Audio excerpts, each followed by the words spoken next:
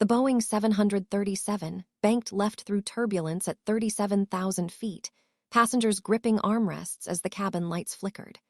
Row 8, seat C, a woman in faded jeans and a Northwestern University sweatshirt, turned another page of her paperback thriller, seemingly oblivious to the chaos around her. Dark hair pulled back in a simple ponytail, no makeup, reading glasses perched on her nose. She could have been anyone's sister, anyone's neighbor heading home from visiting family. The flight attendant's voice crackled through the intercom, strained and urgent. "Ladies and gentlemen, we're experiencing some technical difficulties. Please remain seated with your seatbelts fastened." Bobby's cried. A businessman in first class demanded answers in increasingly loud tones. The woman in row 8 never looked up from her book. Captain Morrison's hands trembled slightly as he adjusted the radio frequency in the cockpit.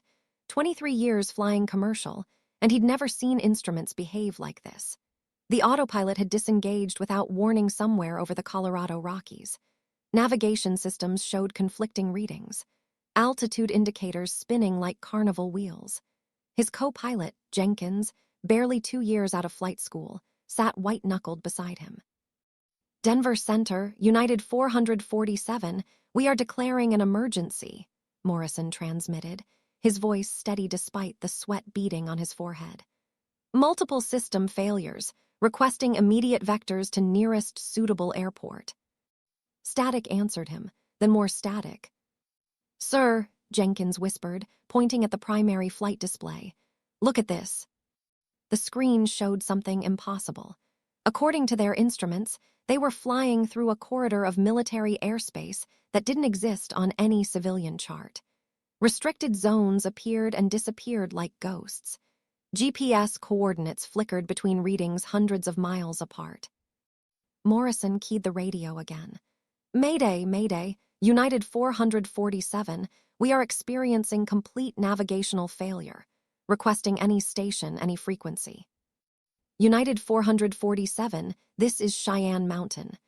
The voice that responded was crisp, military, and carried an authority that made both pilots sit straighter. "We have you on radar. Confirm you have a female colonel aboard your aircraft." Morrison and Jenkins exchanged glances. Jenkins grabbed the passenger manifest, flipping through pages frantically. "Cheyenne Mountain, United 447, negative on any military personnel listed on our manifest. We have 187 souls on board, experiencing multiple." "United 447, we're going to need you to ask your passengers directly. We have reason to believe Colonel Evangeline Ghost Thorne is aboard your aircraft. This is a matter of national security." The woman in row 8 finally looked up from her book. For just a moment, her eyes held something that seemed entirely out of place on a commercial flight, the 1,000-yard stare of someone who had seen combat. Then she returned to her reading, but her finger now rested on the bookmark, ready to move. Morrison's voice echoed through the cabin speakers, uncertain and apologetic. "Ladies and gentlemen, this is your captain. We need to ask if there's a female colonel aboard the aircraft. Please identify yourself if you're military personnel." Silence stretched through the cabin like a held breath. Passengers looked around nervously, searching faces, whispering questions. The businessman in first class actually laughed. "What is this, some kind of joke? We're having technical problems and they want to play 20 questions." The woman in row 8 remained perfectly still, her book open to the same page, but something had changed in her posture. The casual slouch was gone, replaced by the subtle alertness of someone trained to assess threats. Her breathing had shifted almost imperceptibly, deeper, more controlled, the way combat veterans learn to manage stress responses. A flight attendant approached tentatively. "Ma'am, excuse me, are you?" "No," the woman said quietly, not looking up. "I'm not military." Her voice carried a slight rasp, like someone who had spent years breathing desert sand and jet fuel. "I'm just trying to get home." But Cheyenne Mountain wasn't giving up that easily. The radio crackled again, and this time the voice was different, older, carrying the weight of rank and decades of service. "United 447, this is General Patricia Hayes, NORAD. Colonel Thorne, I know you're listening. We have a situation that requires your immediate attention. A situation only you can handle. The woman's grip on her book tightened almost imperceptibly. Her wedding ring, a simple gold band worn thin with years, caught the cabin light as her hand tensed. Ma'am, the flight attendant tried again. They seem to think. They're mistaken, the woman interrupted, her voice calm but carrying an edge that made the flight attendant step back. I'm retired, have been for 3 years. Whatever situation they're dealing with, they'll have to find someone else. But even as she spoke, her free hand moved unconsciously to her left shoulder, where beneath the soft fabric of her sweatshirt, scar tissue formed the pattern of shrapnel wounds earned over the skis of Afghanistan. The motion was subtle, automatic, the kind of unconscious tell that only another combat veteran might recognize. The general's voice came through the speakers again, and this time there was something almost pleading in it.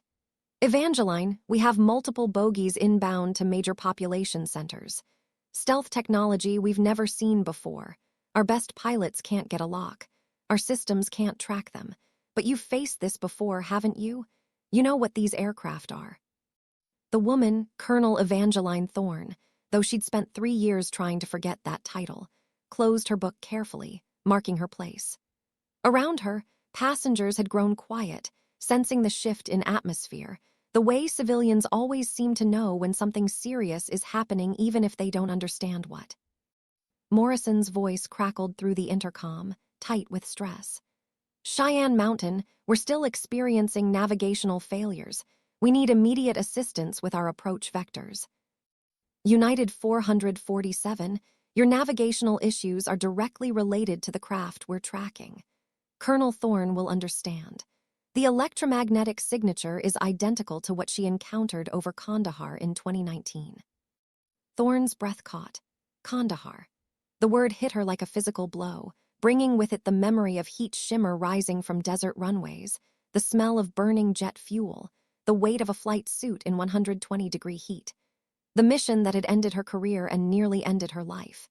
The encounter that the Pentagon had classified so deeply that even she wasn't sure if it had really happened, or if the head trauma had created false memories.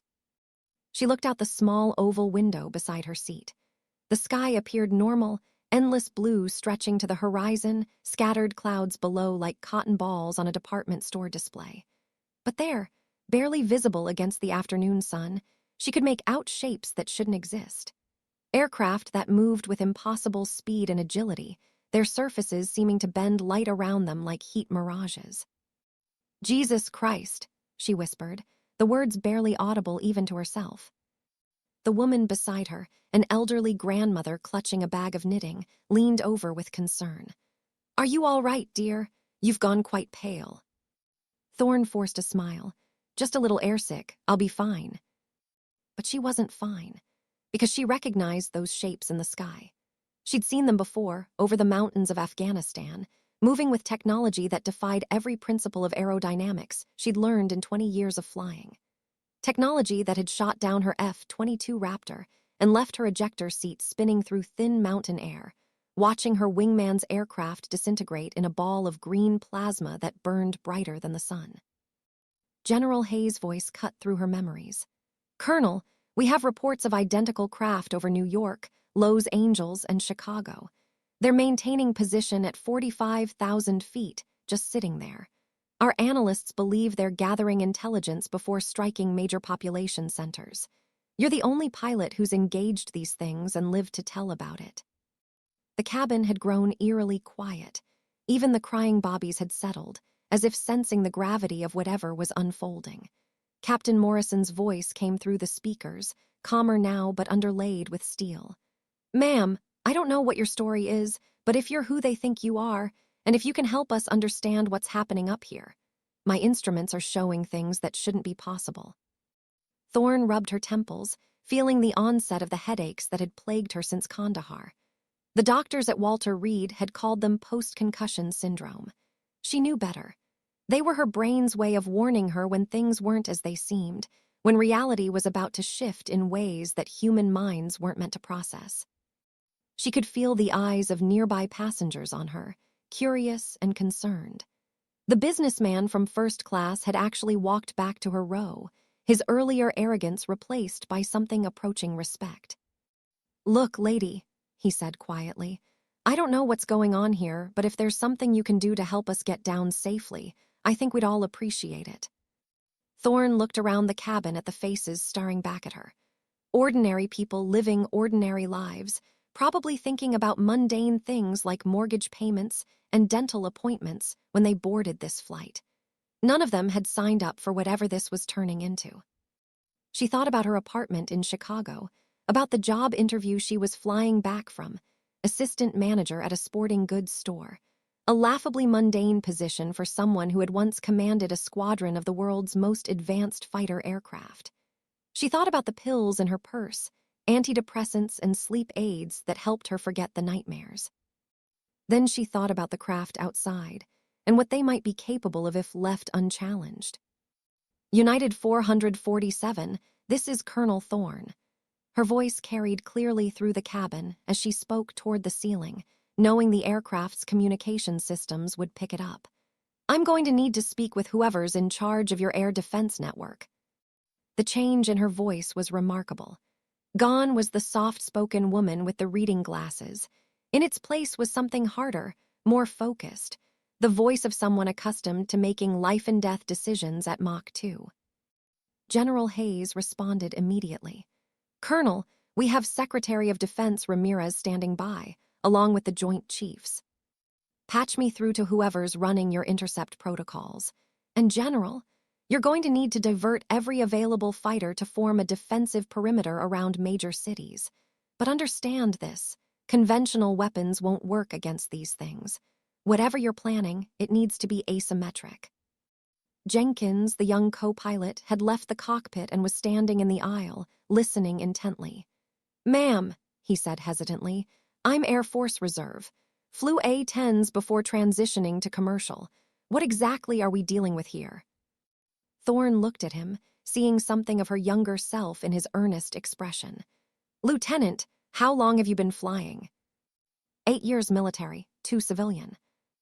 "In those 8 years, have you ever encountered anything that your training told you was impossible?" Jenkins thought for a moment. "No, ma'am."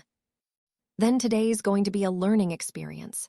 She stood up, her movements fluid despite 3 years of civilian life.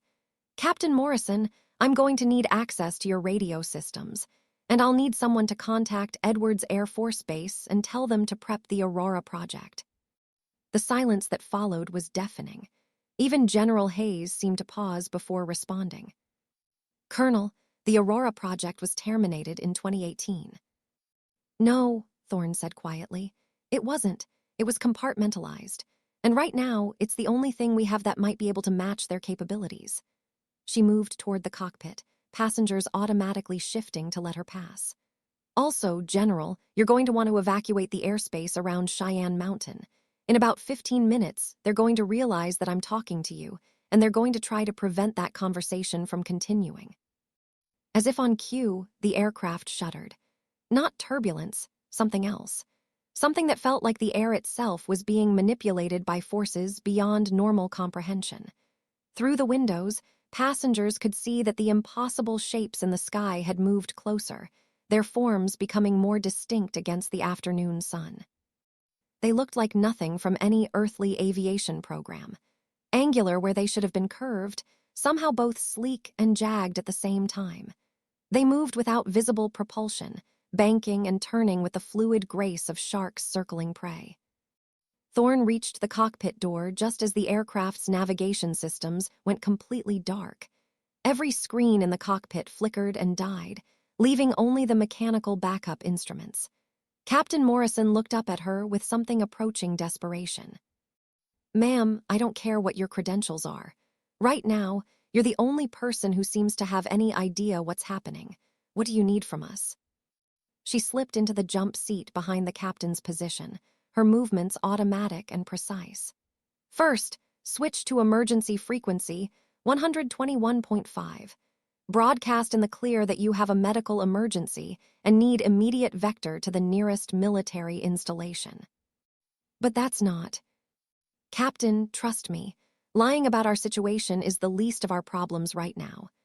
She pointed out the windscreen, where more of the impossible aircraft were becoming visible. In about 3 minutes, those things are going to try to force us down.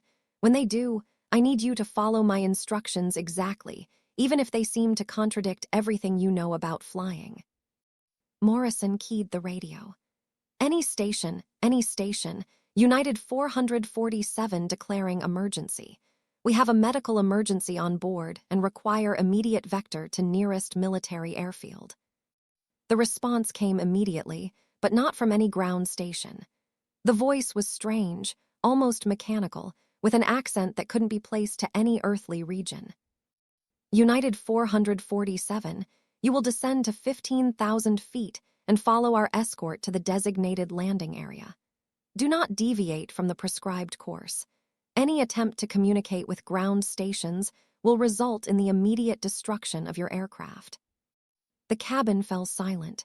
Even the engines seemed quieter, as if the aircraft itself was holding its breath. Thorne leaned forward and took the radio microphone from Morrison's nerveless fingers.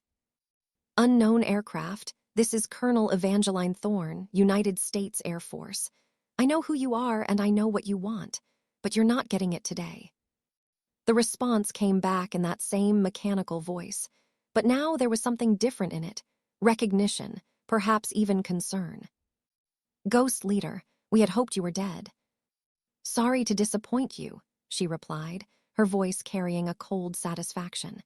Edwards Base, this is Ghost Leader. Authorization code Whiskey 77 Delta. I need immediate scramble of Aurora Squadron.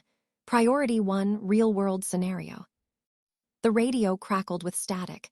Then a new voice came through, younger, excited, but professional. Ghost Leader, this is Edwards Control. Confirm authentication Whiskey 77 Delta. Aurora Squadron is spinning up now. ETA to your position 12 minutes. Copy, Edwards. Be advised, we have multiple bogies of unknown origin using advanced stealth technology. Recommend your pilots maintain Angels 45 and above until I can brief them on engagement protocols. Through the windscreen, the nearest of the strange aircraft was close enough now that they could see details that defied explanation. Its surface seemed to shift and flow like liquid metal, and there were no visible control surfaces. No wings, no tail, no obvious means of propulsion. Yet it moved with the precision of a guided missile and the grace of a bird. Ghost Leader, came the mechanical voice again, you cannot prevent what is coming. Your species has reached the threshold. The evaluation will proceed. Evaluation, Thorne keyed the mic. Is that what you called it when you shot down my squadron over Kandahar? That was a test. You performed admirably for a primitive aircraft, but this is different. This is final assessment. Captain Morrison looked back at her, his face pale. Colonel, what are they talking about? Thorne was quiet for a long moment, staring out at the impossible aircraft holding formation around their commercial airliner. When she spoke, her voice was barely above a whisper. 3 years ago, my squadron encountered these same craft over Afghanistan. Official reports listed it as equipment failure due to enemy action. 12 of the Air Force's most advanced fighter aircraft, destroyed in under 4 minutes. I was the only survivor, and my testimony was classified at the highest levels. She paused, watching the alien craft execute a banking turn that should have torn any earthly aircraft apart from G-forces. They weren't trying to invade, at least not in any conventional sense. They were studying us, learning how we fight, how our technology works, how we respond to threats. She looked around the cockpit at the faces staring back at her. Apparently, they've decided we're ready for the final exam. The radio crackled again. Ghost Leader, our records show you have significant knowledge of our capabilities. This creates a tactical imbalance that cannot be permitted. Surrender yourself, and the civilian aircraft will be allowed to proceed safely. Negative, Thorne replied without hesitation. But I'll make you a counteroffer. One-on-one engagement, pilot to pilot. If I win, you withdraw from Earth's airspace. If you win, you can have whatever information you think I possess. The silence stretched for nearly 30 seconds. Around them, The alien craft maintained perfect formation, their impossible surfaces rippling in the sunlight. Finally, the mechanical voice returned. "Ghost Leader, you cannot pilot this aircraft in combat." A slow smile spread across Thorne's face, the first genuine smile anyone had seen from her since this crisis began. "Who said anything about piloting this aircraft?" She turned to Captain Morrison. "Captain, I need you to descend to 20,000 feet and maintain course. In about 8 minutes, you're going to see an aircraft that officially doesn't exist approaching from your 6 o'clock. When you do, I need you to open the main cabin door." "Open the door at 20,000 feet. That's suicide." "Captain, I've jumped from higher altitudes in worse weather. The question is whether you trust me to save the lives of everyone on this aircraft." Morrison stared at her for a long moment, then slowly nodded. "What do you need us to do?" "Lieutenant Jenkins, you still current on formation flying?" "Yes, ma'am, but I don't understand." "You're going to be maintaining formation with an Aurora-class aircraft while I transfer over. It's going to require precision flying, unlike anything you've done in a commercial cockpit." The young co-pilot's eyes widened. "Ma'am, the Aurora project is theoretical. Hypersonic reconnaissance platform, no weapon systems." "The Aurora you know about is theoretical," Thorne corrected. "The one that's about to appear off our wing is very real and very armed. It's also the fastest aircraft ever built by human beings." She stood up, moving toward the cabin. "I need to change clothes."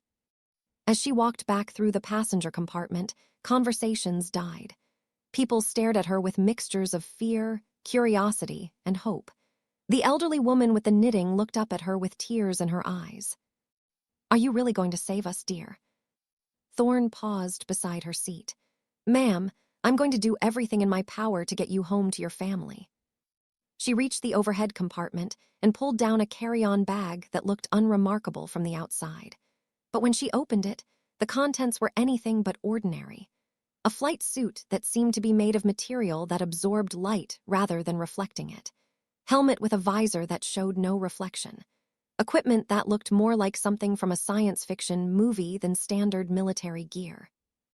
"Ma'am," called out a voice from across the aisle. A man in his 50s wearing a veteran's cap. "Navy, retired. Whatever you're about to do, Godspeed." Similar calls came from around the cabin. A surprising number of the passengers, it turned out, had military backgrounds. They might not understand exactly what was happening, but they recognized someone preparing for combat. Thorne nodded to them as she headed toward the aircraft's rear restroom to change. "Thank you for your service."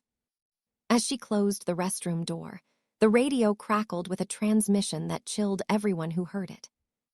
"All aircraft, all stations, this is NORAD. We have multiple unknown aircraft approaching major population centers. Threat level has been elevated to DEFCON 2. All civilian aircraft are ordered to land immediately at the nearest available airfield." But through the small windows of United 447, passengers could see that landing might not be an option. The sky around them was filled with the impossible aircraft, their numbers growing by the minute. What had started as a small group was now a formation of dozens, all maintaining perfect positioning relative to the airliner. Captain Morrison's voice came through the cabin speakers, steady despite the circumstances. "Ladies and gentlemen, we're going to be performing some unusual maneuvers in the next few minutes. Please ensure your seatbelts are securely fastened and follow all instructions from the flight crew immediately." In the restroom, Thorne pulled on the flight suit with practiced efficiency. The material felt strange against her skin, warmer than it should be, almost alive. The helmet's heads-up display activated as soon as she put it on, showing readings that would have been impossible with civilian technology. Heart rate, oxygen levels, G-force tolerances, and other data streamed across the visor. But there was something else, too. A connection she hadn't felt in 3 years, a sense of purpose that civilian life had never been able to replace. This was what she had been trained for, what she had been born to do. When she emerged from the restroom, the transformation was complete. The quiet woman with the paperback novel was gone, replaced by someone who moved with the fluid precision of a combat veteran. Several passengers actually gasped when they saw her. "Ladies and gentlemen," she announced, her voice carrying clearly through the cabin, "my name is Colonel Evangeline Thorne, United States Air Force. Some of you may have heard the communications over the radio. What you're witnessing today is a situation that our government has been preparing for, though we hoped it would never come to pass." She moved toward the front of the aircraft, passengers turning to watch her progress. "I want you to know that everything possible is being done to ensure your safety. But I also want you to understand that the next 30 minutes are going to test our resolve as a species. Some of what you see may seem impossible. Some of what happens may challenge everything you believe about our place in the universe." The businessman from first class, who had been skeptical earlier, now looked at her with something approaching awe. "Colonel, what exactly are those things out there?" "They're not from here," she said simply. "And they've been watching us for a very long time. Today, they've decided it's time to make contact in a more direct way." Through the windows, passengers could see a new shape approaching from behind, sleek, angular, moving at impossible speed. It was unlike anything any civilian had ever seen, a craft that seemed to bend the air around it as it flew. "That," Thorne said, pointing at the approaching aircraft, "is my ride."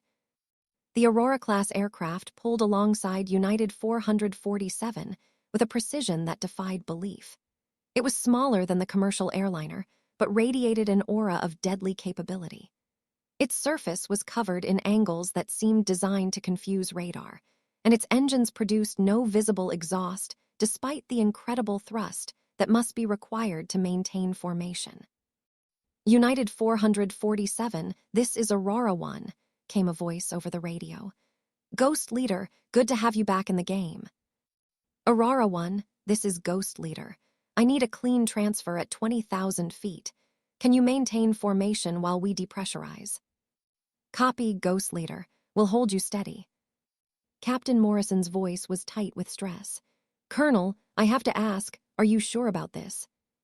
"Captain, those things out there have technology that's centuries ahead of anything we understand. But they have one weakness. They underestimate human unpredictability. They expect us to follow logical patterns, to make rational decisions."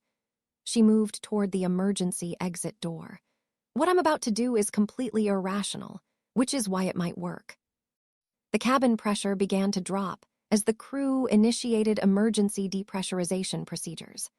Oxygen masks deployed from the overhead compartments, and passengers struggled to follow safety instructions while watching the surreal scene unfold outside their windows. The Aurora aircraft had moved into perfect formation, its canopy just meters from United 447's emergency exit. Through the transparent aluminum, they could see the pilot inside, another figure in advanced flight gear, giving thumbs-up signals to indicate readiness. "Ghost Leader," came the mechanical voice of the alien aircraft, "this maneuver is unnecessary. Surrender now, and no harm will come to the civilian population." "Sorry," Thorne replied, her hand on the door release mechanism, "but I've never been good at following orders from uninvited guests." She pulled the release handle, and the door blew away into the thin air of 20,000 feet. Wind roared through the cabin with the force of a hurricane, but the Aurora pilot had positioned perfectly to minimize the effect on the airliner. Without hesitation, Colonel Evangeline Ghost Thorne stepped out into empty sky. The transfer from the airliner to the Aurora took less than 3 seconds, but to the passengers watching from inside United 447, it seemed like an eternity.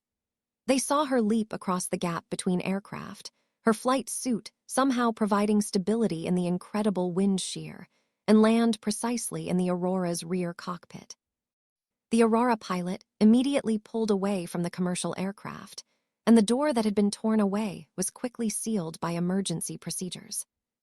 "Aurora 1, this is Ghost Leader. I'm in and secure. Let's go hunting." The Aurora climbed rapidly, leaving United 447 to continue its journey under the escort of conventional military aircraft that had finally arrived on scene. But the real battle was about to begin 5 miles above them, in the thin air where only the most advanced aircraft could operate. As the Aurora reached optimal altitude, Thorne could see the full scope of what they were facing. The alien craft weren't just hovering, they were arranged in a precise formation that covered thousands of square miles of airspace. Whatever their plan was, it was happening on a massive scale. "Aurora 1, she said to her pilot, "what's our weapon's status?" "Full payload, Ghost Leader. Plasma-tipped interceptors, electromagnetic pulse missiles, and 1 experimental particle beam system. How do you want to play this?" "Remember Kandahar," she replied, her voice carrying the weight of hard-earned experience. "They adapt to conventional tactics within seconds. We get 1 shot at surprise, then it becomes a dogfight like nothing you've ever experienced." "Copy, Ghost Leader, your show." She activated the Aurora's targeting systems, technology that existed in the gray areas between official military programs and black-budget projects. The heads-up display showed dozens of targets, but she was looking for something specific: the command ship. "There," she said, highlighting a target on the display. 12 o'clock high, holding position above the others. That's their leader. If we can take him down, the others might withdraw." "Ghost Leader, this is Aurora 1. I'm showing impossible readings on that target. It's changing position without apparent movement, like it's existing in multiple locations simultaneously." "That's the quantum displacement field," Thorne explained, memories of classified briefings flooding back. "It's not actually moving, it's adjusting its probability location. You have to fire at where it's going to be, not where it is." "How do you predict where a quantum displacement field is going to be?" "You don't predict it," she said grimly. "You make it react to something it can't ignore." She switched to the aircraft's external speakers, broadcasting on all frequencies. "Command vessel, this is Colonel Evangeline Thorne. You wanted to evaluate humanity's combat capabilities. Let me show you what we've learned since Kandahar." The Aurora dove toward the nearest group of alien craft, its experimental engines producing a roar that could be heard even in the thin atmosphere of high altitude.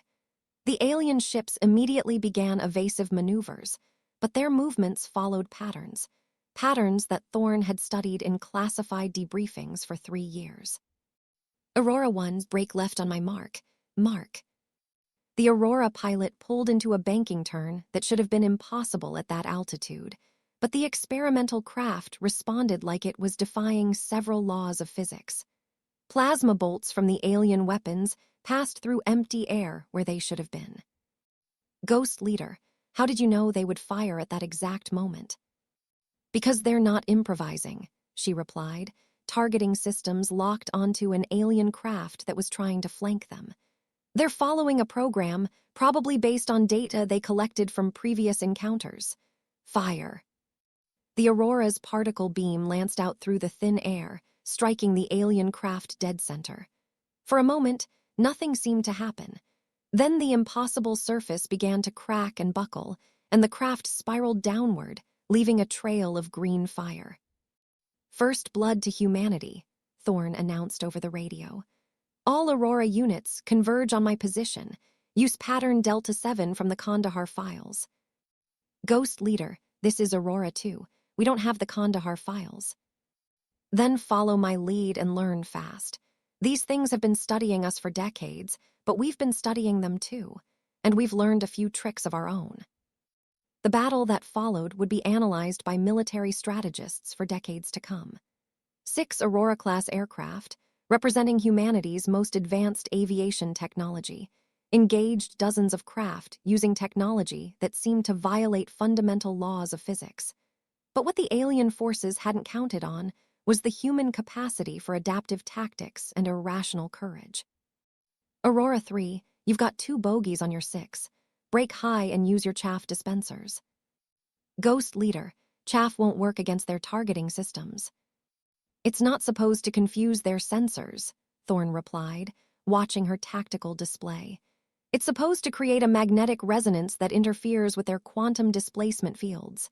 Fire chaff now." The Aurora pilot followed orders, and the pursuing alien craft suddenly became visible on conventional radar, their displacement fields disrupted by the unexpected electromagnetic interference. Aurora 2, Aurora 4 target the displaced bogies. Fire at will. 2 more alien craft were destroyed in quick succession, their exotic technology overwhelmed by precisely applied conventional weapons. But the alien forces were adapting too. The remaining craft began using new tactics, moving in patterns that the Aurora pilots had never seen before. Ghost Leader, they're learning from our attacks. Good, Thorne replied, executing a barrel roll that brought her directly into the formation of alien craft. That means they're treating us as a real threat instead of a curiosity.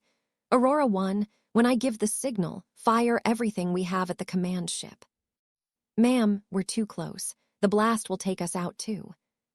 Aurora 1, 3 years ago I watched my entire squadron die because we weren't willing to take risks. Today, we take the risk.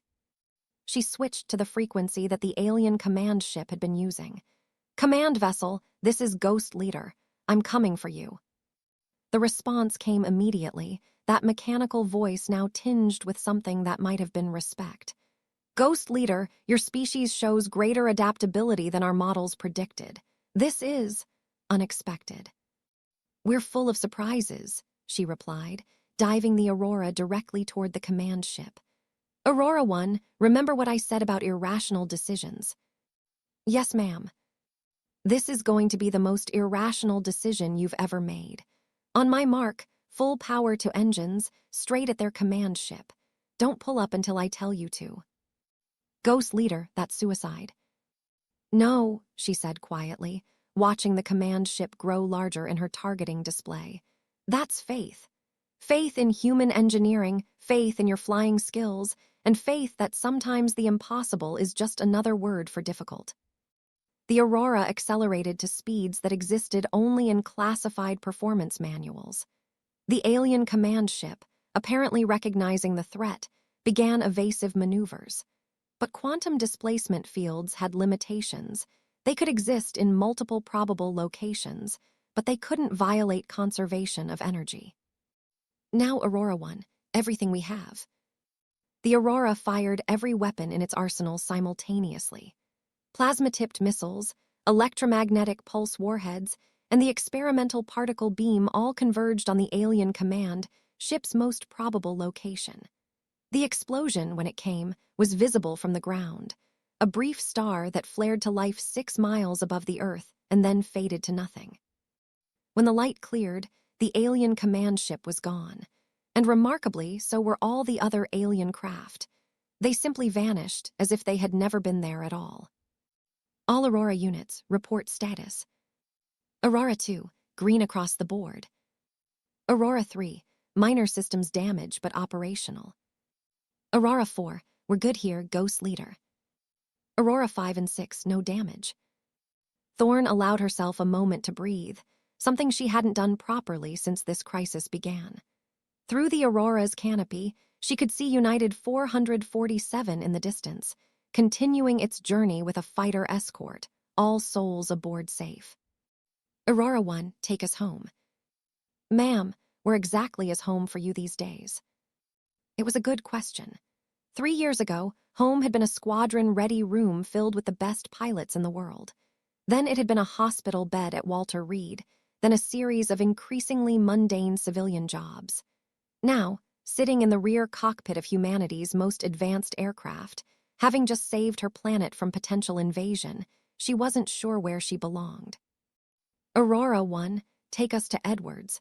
I think I need to have a conversation with some people who have been keeping secrets. The flight back to Edwards Air Force Base was subdued, but the radio chatter told a different story. Reports were coming in from around the world. The alien craft had appeared simultaneously over major cities on every continent, then vanished just as quickly. The engagement over Colorado had apparently been the decisive battle. Ghost Leader, this is General Hayes. Outstanding work up there. The President wants to speak with you personally. Copy, General, but first